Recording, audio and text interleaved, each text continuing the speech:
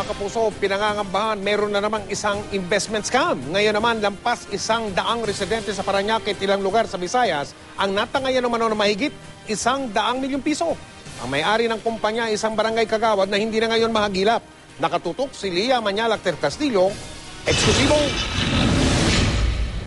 Nasilaw daw sa pangakong 30 hanggang 100% interes si Ronnie. Di niya tunay na pangalan. Kaya inilagak niya sa kumpanyang Pilipinas Productions Entertainment and Recordings Incorporated na pagmamayari ni Julio Jaime ang kanyang 400,000 pesos. Ang problema, di na nila mahagilap ngayon si Jaime.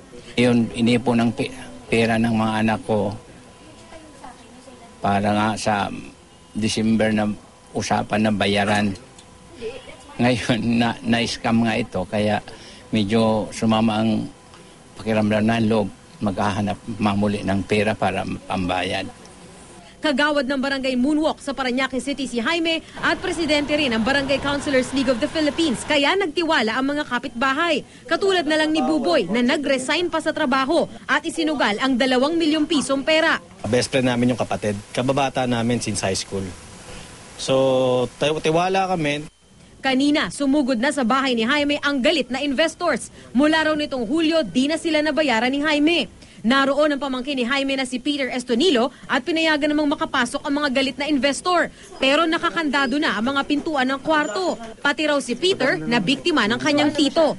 Yung 50K lang po yun. Paano ka nagkaroon ng 50,000? Yun sa tropa po yun, sa tropa ko dun sa province namin. Pinasok nila itong problema, sana malutas din nila. Tanging ang opisina lang ang bukas. Dito nakita ng mga investors ang ilang dokumento at mga tseke.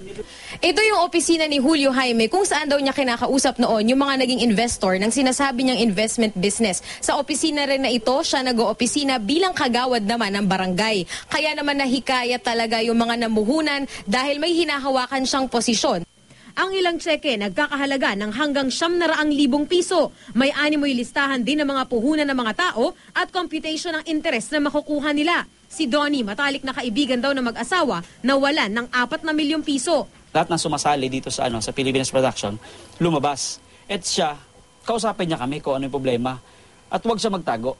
Miyerkules nang humingi ng tulong sa DOJ ang grupo para hindi makalabas ng bansa si Jaime. Kahapon nga raw, palabas ng bahay sina Jaime at hinarang nila ito. Pero kanina umaga, wala na daw ang mga ito sa sinabing pinagdalhan na ospital. Sinubukan namin kunin ang pahayag ni Jaime, pero hindi niya sinagot ang aming mga tawag at text. Lia Manyalak del Castillo, nakatutok, 24 oras.